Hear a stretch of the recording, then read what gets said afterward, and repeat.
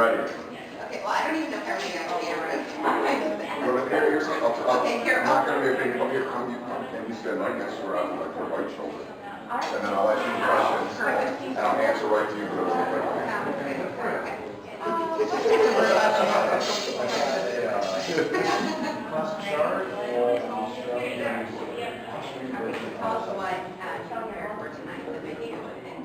What is your the inspiration for the menu tonight is, this is Captain's their anniversary, so we're going to do some kind of food and put some twist on it. So,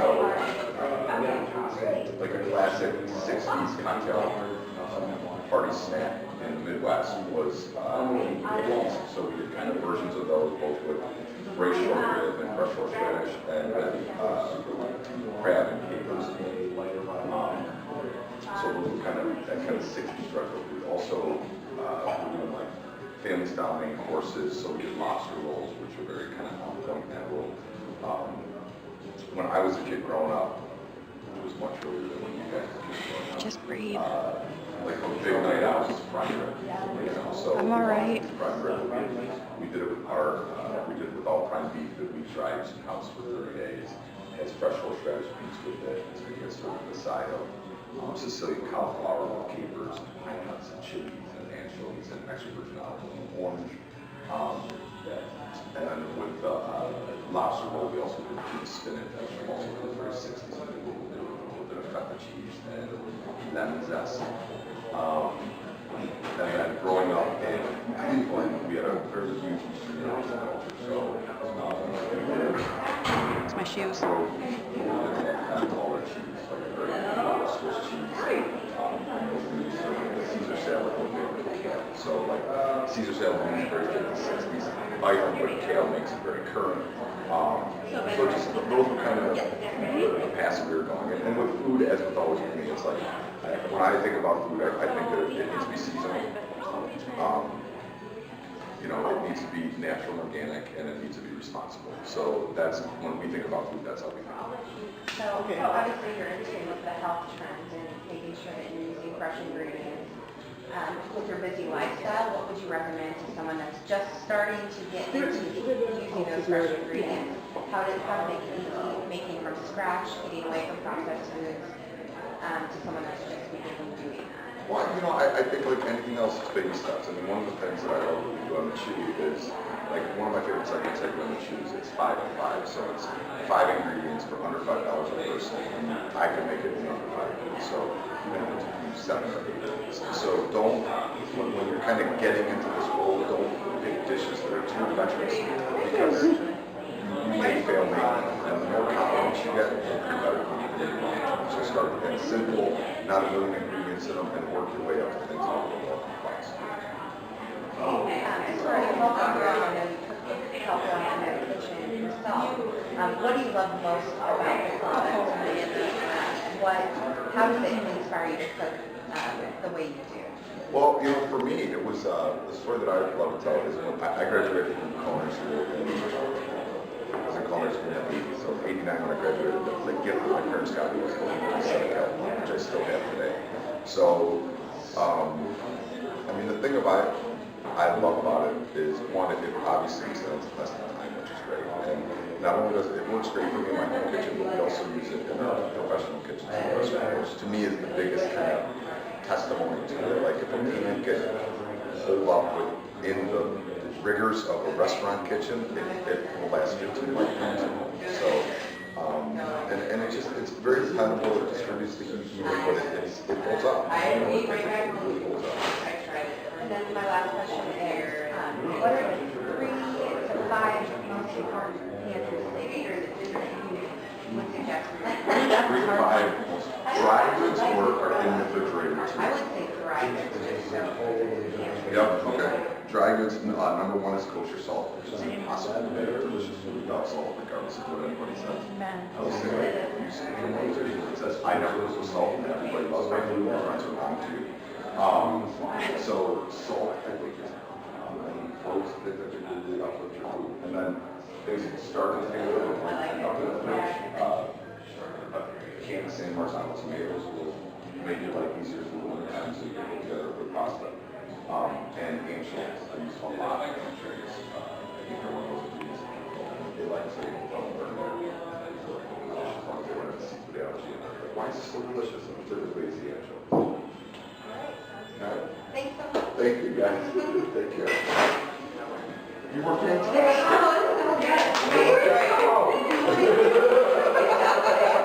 I should do this for a living. It's so great to meet you. We're really looking forward to this. Thank you, Sharon. Yeah. A little starstruck. Don't be but starstruck. I'm starting in a small college, so it's not the greatest program, but I'm like trying That's all right. But being in the media, it will be better for my future, I think, because I already know, and I work at Calphalon and I love it. Oh, nice. Oh, that's great. It's the best. It's But the best. it's just such an honor to meet you. Oh, thank you. Oh, thank you. I want to say it often. It's all right. We have fun. But I would like to get a picture with you. Sure. Thank you guys this evening, but I am the Marketing Communications Manager here at Calphalon, and it brings me great pleasure to introduce our special guest this evening. He is a TV personality, he is a restaurateur, he is a cookbook author, and he has been a longtime partner and friend and great advocate of the brand, Michael Symon. Michael Symon recently wrote his second book last year. It was published. It was a New York Times bestseller. It's called Carnivore. We'll be handing those out on your way out, personally signed by Michael himself. Michael can't stay that long this evening because he has to get on a flight back to New York City, where he is a co-host for ABC's The Chew. And if you ever get a chance to go to Cleveland or Detroit, he has a number of fantastic restaurants there. Lola, Lolita, The Bee Spot, and Roast in Detroit. So I'm going to go ahead and hand it over to Michael, who's going to do a demonstration and tell you a little bit about the meal he's prepared for us. Hi, guys. How are you? Everybody good? Ready to eat? Oh, look at all those camera phones going. Are you tweeting? What are you doing? Ready. Social media has changed the world. My relationship with Calphalon has been, I've been working with Calphalon since 1998, so 15 years now. As I told someone earlier, my relationship with the brand even started prior to that, when I graduated from culinary school in the 80s. I know you're saying you look so much younger than that. My mom and dad, for my graduation present, bought me an AP set of Calphalon, which I still have to this day, and use in my home kitchen. When I think that's a huge testament to what the brand is and why I've always been so proud to be affiliated with it. In 1998, I was fortunate enough to win Food and Wine Best New Chefs, which is what young chefs get. Now I'm like a best old chef, I guess. And Calphalon approached me to see if I wanted to start working with the brand. And because I'm from Cleveland and they were based out of Toledo, it was just such a natural fit. I've always just loved their product. And so it was a very easy thing for me to get behind, that you didn't have to lie, which is, that's the greatest deal in the world. Like, it's something that you actually really love, that you use in your home kitchen and you use every day. So it was just a big part of my daily kind of life. So Calphalon is celebrating its 50th anniversary this year, which makes it essentially my age. So what we did with your meal tonight is we wanted to get kind of retro with some of the dishes, like take dishes that maybe were big in the 60s or inspired by the 60s and retool them and tweak them a little bit to show you how they've grown in 50 years, kind of like how Calphalon is too. And that's some of the hors d'oeuvres that you guys tried today. We did like the hanky-panky, which is a very Midwestern thing. It used to be sausage on toast, but we did them with crab. And SOS, that's really what it's called. It's really what it's called. There was a thing called SOS, which we're referring to tonight as short rib on sourdough.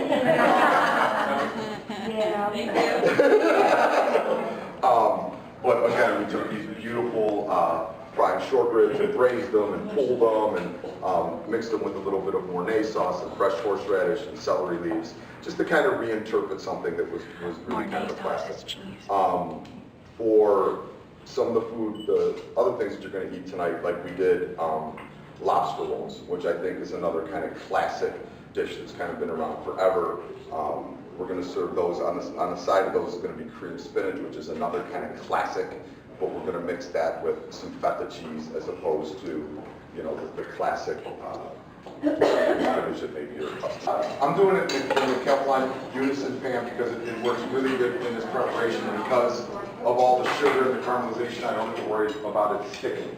So it's a really safe pan to use for it. So the first thing I do is I put in like a big tablespoon of butter, and I let the pan get hot Yay for butter. first for about 40 seconds because I want the butter to brown just a little bit because it gives the dessert a really nice nutty flavor. So we let that start to happen. The butter melts. We're just using whole unsalted butter. The cherries that we're using these are just IQF frozen cherries, which is kind of how you would get it regardless of where you were going. But like in Michigan, when it's cherry season in Michigan, there's nothing better. Dried cherries work great too if you want to reconstitute them in a little booze. If you're making the adult version, the booze version looks great. So once the butter starts to caramelize and brown, rather not caramelize, I put in a big scoop of the cherries, and I just let them render out some of their juices in that brown butter. To that, I just add a little bit of sugar, which this is essentially making like a cherry caramel right in the pan. And I just give it a stir, and I let the sugar start to melt, so we get that beautiful caramel right in the pan. And then I just hit it. This is, razzle dazzle. I need a plastic spoon.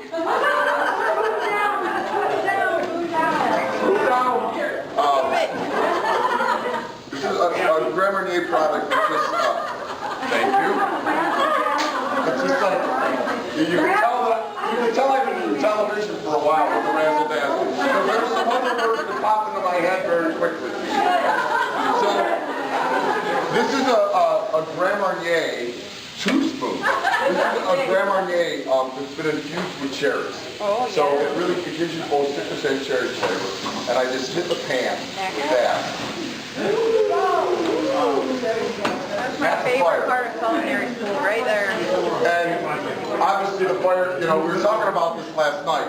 A lot of people think the fire starts because you tip the pan into the flame. It's from the heat of the pan. And when the alcohol hits that, it just immediately sparks up.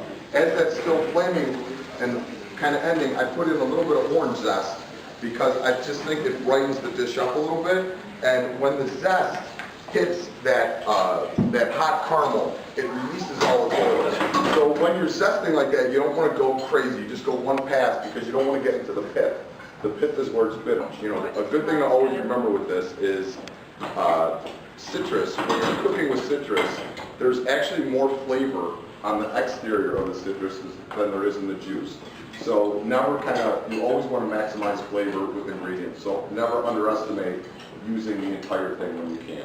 So zest and then juice. If you're say you're going to make a bunch of orange juice, what we do is we zest it all and then lay it out on sheet trays and dry it a little bit in the oven. Then I just have a bunch of orange zest kind of stacked up, and then I have the juice too. So you get the best of both worlds.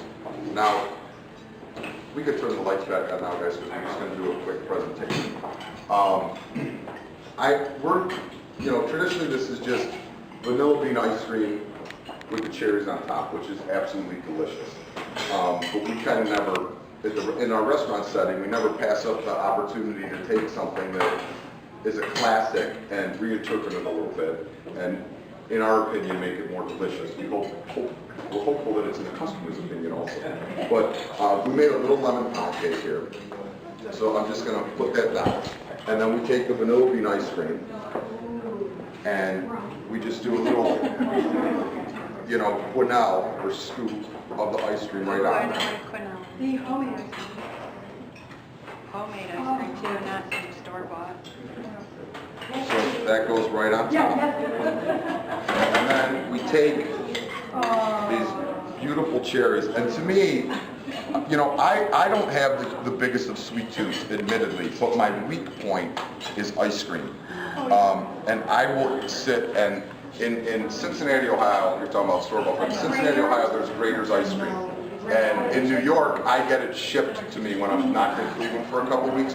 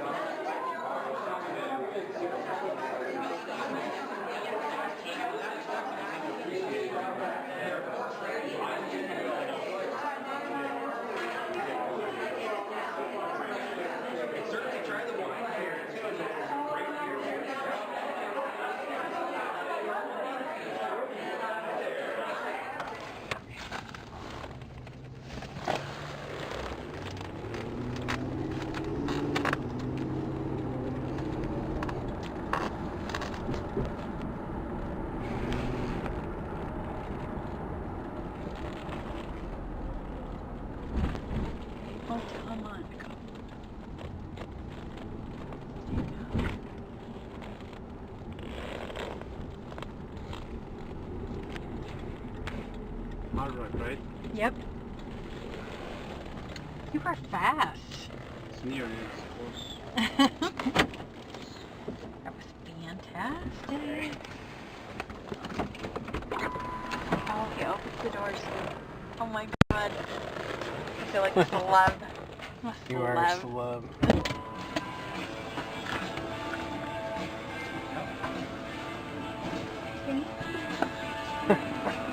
Nice music.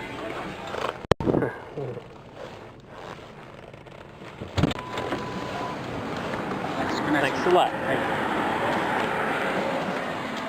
Would have to change the music. Whatever, people. We're at the Hard Rock Bar Hotel. with nobody in it.